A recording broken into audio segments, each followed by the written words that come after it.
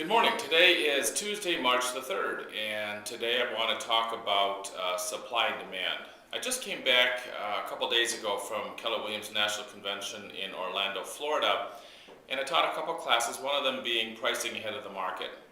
What I've learned, even within my own practice, is that it's very, very difficult to get a seller to comprehend the concept of pricing their house lower than what the last couple of sales were. And of course, in a depreciating market, this is something we absolutely have to do. So it's interesting because even, I come to a listing presentation and, I've got data and market stats that would make an economics professor proud. I've got comparables, I've got solds, I've got actives, you name it.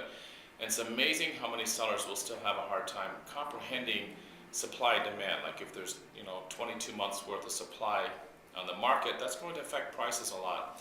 So what I've done, I basically will share a story with my sellers, and I'll tell them to help them understand supply and demand.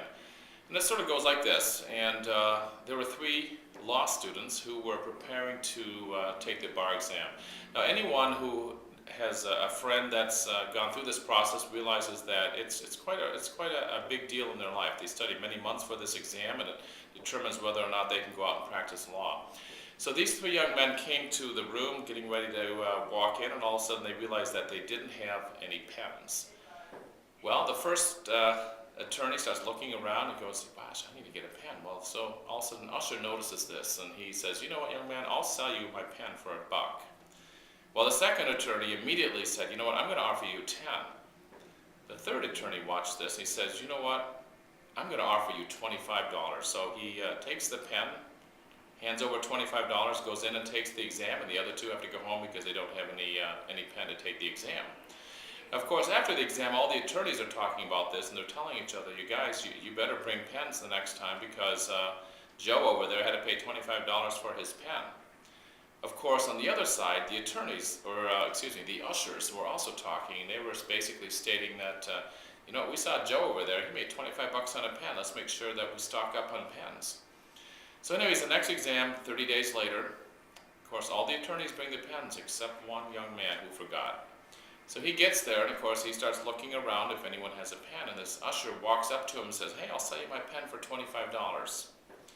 Well, the second usher comes up, and realizing that no one else had forgotten a pen, thought, well, this is the only person that will buy my pen, I'll sell it to you for $10.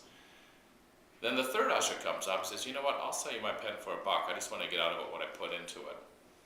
So the young man gets his pen, pays $1, goes in and takes his exam. So this is basically classic supply and demand. It's just like in housing. If there are 3 buyers and there's 1 house, the prices will probably go up. If there are 3 houses and there's 1 buyer, the prices are probably going to go down.